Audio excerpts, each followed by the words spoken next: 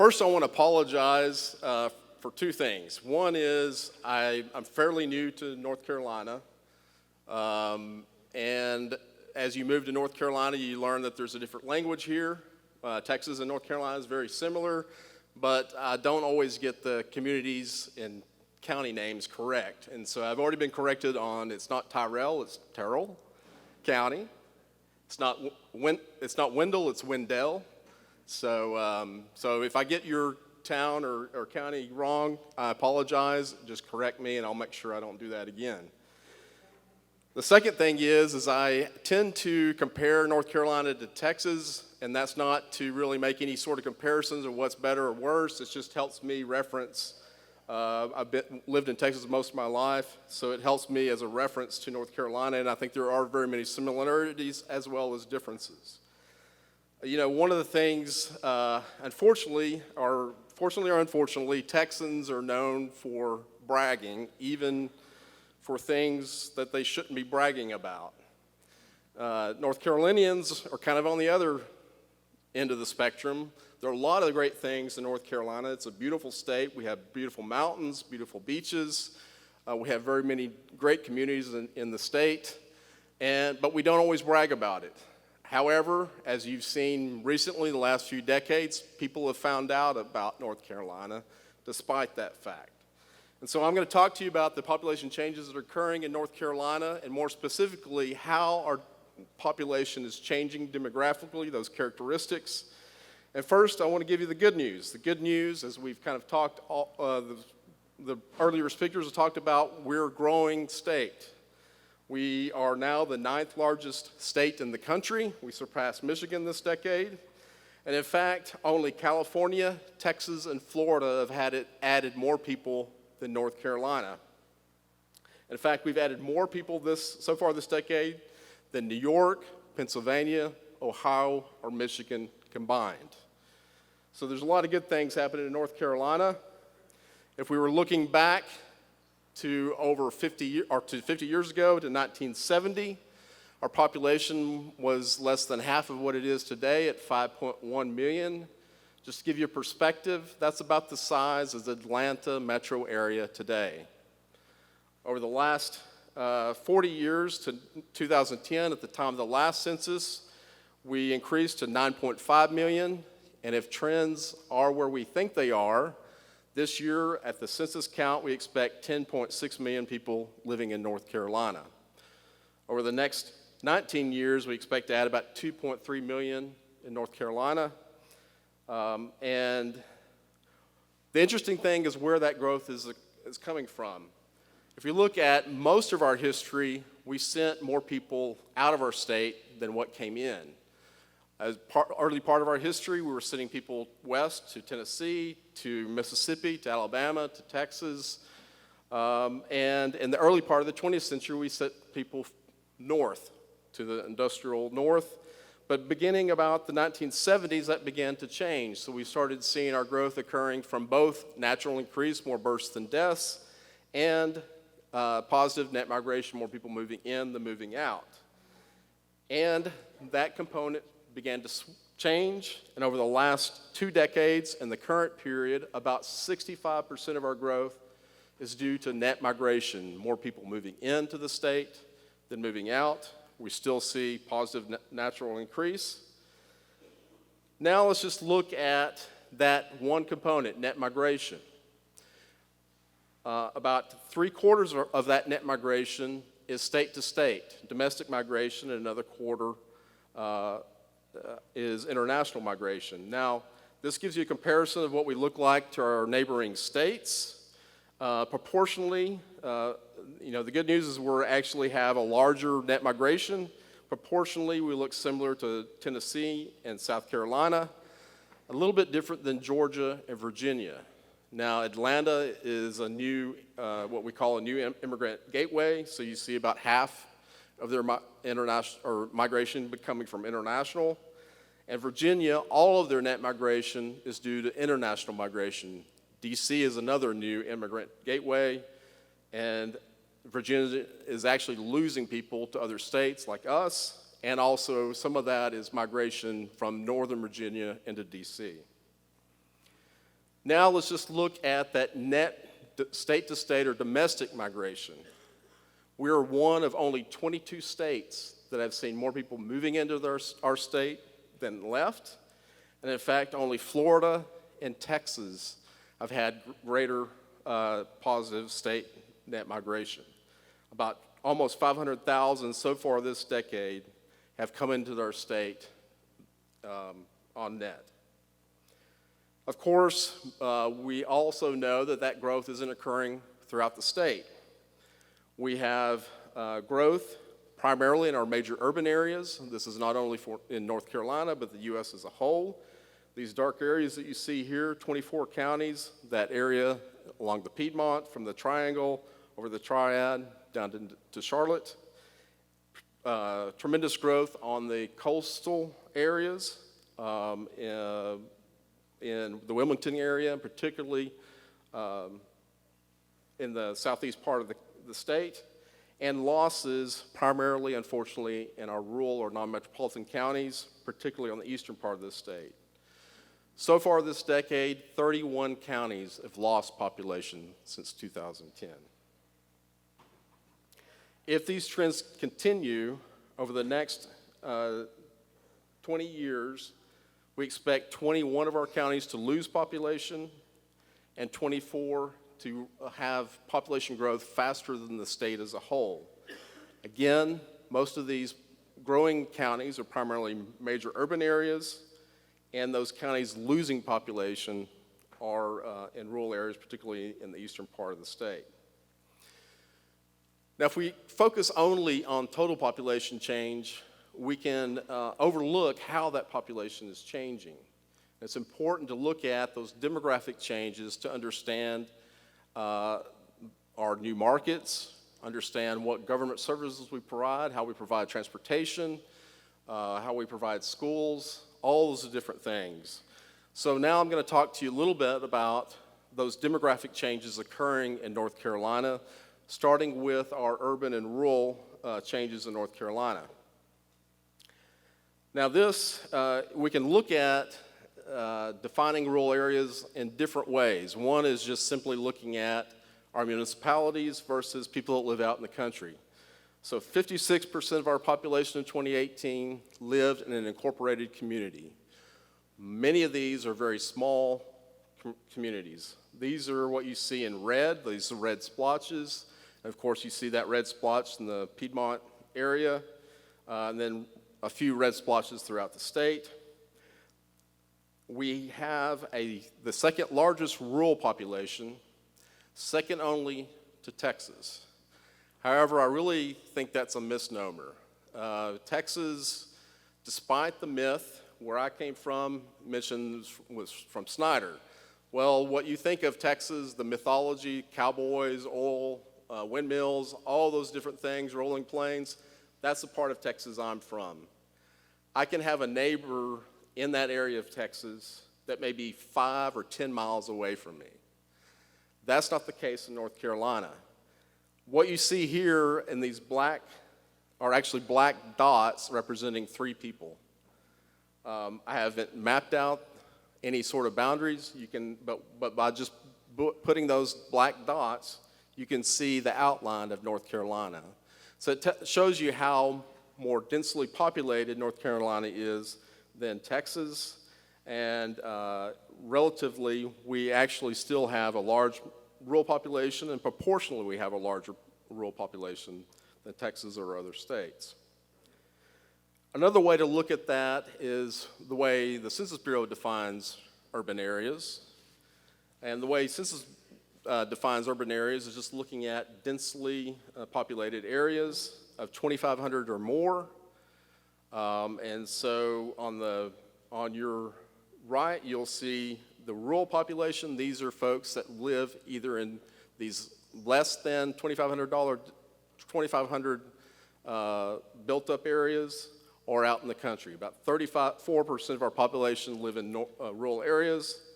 Another 12% live in smaller towns, up to about 50,000.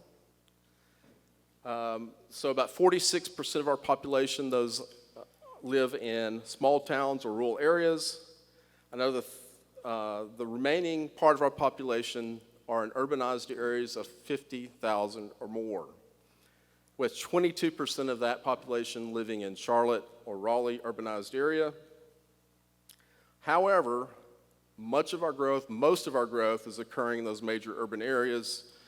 53% in the last decade occurred in Raleigh and the Charlotte area, another 41% occurring in areas like Asheville, Greenville, Greensboro, and then the remaining part of our growth is in these smaller communities and rural areas.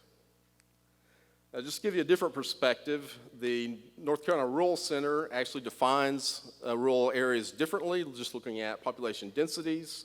And so based on their definition of rural, 80 counties are rural in our state. 6 of our counties are major urban areas, and the remainder 14 are smaller urban areas or suburban counties outside of the major urban counties. There are actually 2 counties so far this decade that will likely change after the 2020 census. That's Johnson County right outside of Wake and Onslow County on the coast, because based on our current estimates, they've actually reached that density threshold, so they'll likely be put into that suburban or regional category. So the other thing I've done is just let's divide the state between eastern, western, and central. Eastern, and then looking at those different categories of population change. Overall, 60% of our population are in our suburban or urban counties, another 40% in rural areas. 80% of our population growth are in our major urban or suburban and regional counties, and 20% are happening in our rural areas. That changes if we look at different parts of the state. Looking in the eastern part of the state, most of those counties, about 2.2 million people live in rural counties in eastern North Carolina. The good news is that population has increased by a little over 100,000 since 2010. So we're seeing a major growth in those areas. However, I will put a caveat to that. On the eastern counties, those include mostly coastal counties, and also includes counties like Johnson or some other counties closer to Cumberland County that experience in suburban growth. Our other rural part of the state is the western North Carolina, basically west of 77. Almost 1 million people live in rural counties in that area. 63% of the population, 45% of the growth since 2010. The difference between western North Carolina and eastern North Carolina, there's just many rural counties losing population. Western county, only 2 counties have lost population since 2010. Finally, the central area, not surprisingly, most of the growth, most of the population is the major urban areas and suburban communities, but still we see some growth, some population in rural areas and some growth in those same counties, primarily those that are closer to the major urban areas. The other thing that's happening in North Carolina is it's changing racially and ethnically. For most of our history, our 2 major racial ethnic groups were African American and white, and usually our ethnicity is in terms of Scotch-Irish, German, Moravian, all those different categories. But since about the 1990s, we began to change. We started seeing a much greater increase in our Hispanic population, as well as in our Asian population. And I just want to give you a slide. These are the latest estimates of population from the Census Bureau, looking at our population growth in the Hispanic population compared to other states. The interesting thing is you would not be surprised that California, Florida, Texas, Arizona, kind of those traditional states would have large Hispanic populations. And certainly, overwhelmingly, most of the Hispanic population is still concentrated in those states, particularly California, Texas, and Florida. However, if you look at Us, number 11, a little less than 1 million, but almost the same size as New Mexico. So New Mexico is a heavily Hispanic state.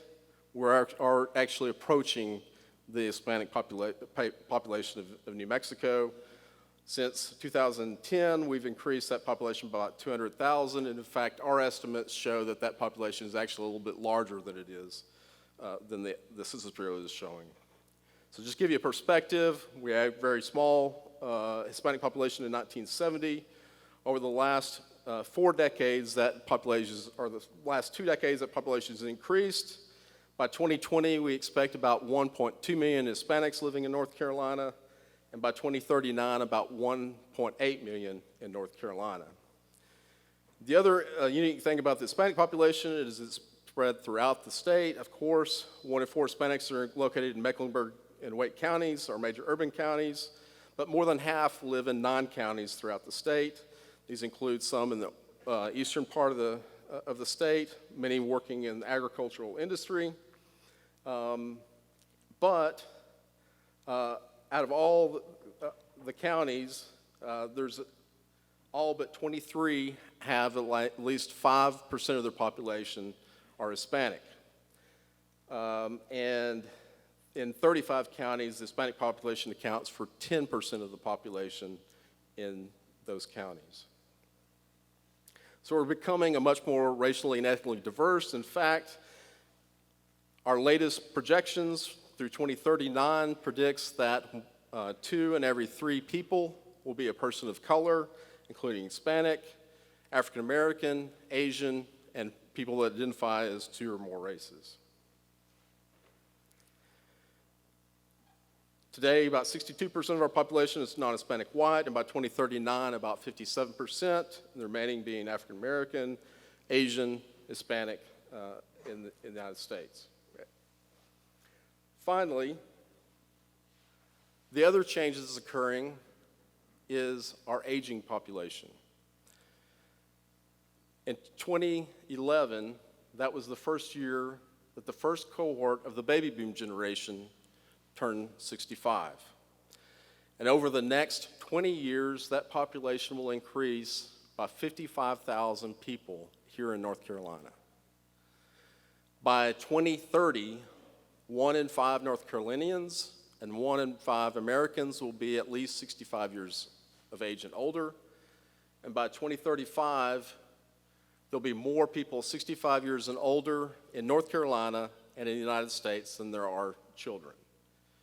So we're becoming an aging population, and it's not just parts of our state. Right now, in 47 counties, 1 in 5 people are age 65 years and older. Not surprisingly, you see some dark green counties. Those are where people are migrating for retirement. But you see areas where the population is aging in place as people move away and economic opportunities are not there anymore. By 2039, in 84 of our counties, 1 in 5 people will be at least age 65. And in 9, 30% of that population will be age 65. So our population is changing. It's becoming more racially, ethnically diverse. It's becoming more urban, and it's becoming older as a population as a whole. Now, all these figures I've talked about are based on past historical population numbers and looking at upcoming trends. That can change if we don't have a good count in 2020. So the last 2 slides I want to talk about is what's coming up that in April 1st of this year. Many of you have probably already heard about it. The census is occurring this year, and it's important not only for the state as a whole, because we expect to add at least 1 more congressperson based on our current trends and based on the trends of other states, but it has real impacts to our state as a whole. The census is a constitutionally mandated count of the total population. It's important because it brings federal dollars of our dollars back to the state. Annually, approximately $24 billion return to North Carolina based directly or indirectly on census numbers. Part of that includes at least $1.4 billion being returned from the federal government to rural communities. It helps provide funding for cooperative extension. It helps business and government loans, housing loans, wastewater and sewer system grants in North Carolina. So it's bringing dollars to rural areas in North Carolina. We also use census numbers to inform my population estimates, which are used to estimate the populations of communities in North Carolina. Those numbers are used to distribute transportation funds to local communities. They're used to plan for schools, used to plan for future transportation funding. Those are, so state funds, about $1.5 billion in state funds are distributed based on those population numbers. Uh-oh. It's also important for your businesses to know how the population is changing, to know how the markets are changing, to understand how to plan for that future demographic change. Thank you.